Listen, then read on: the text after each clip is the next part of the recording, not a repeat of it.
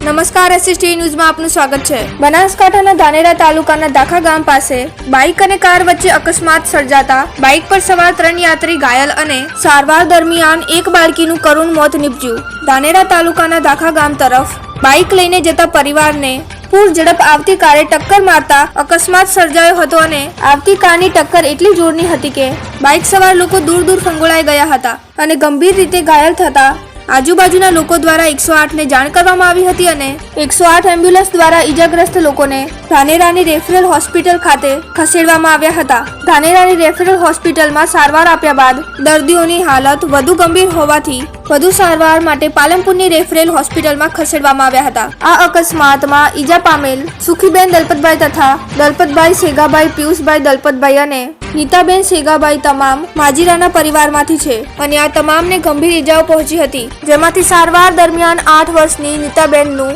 કરુણ મોત નીપજ્યું હતું, જેનાથી પરિવારમાં ભારે આઘાત સર્જાયો હતો। ત્યારે ધાનેરાના પોલીસે અકસ્માતનો ગુનો નોંધી વધુ તપાસ હાથ ધરી છે।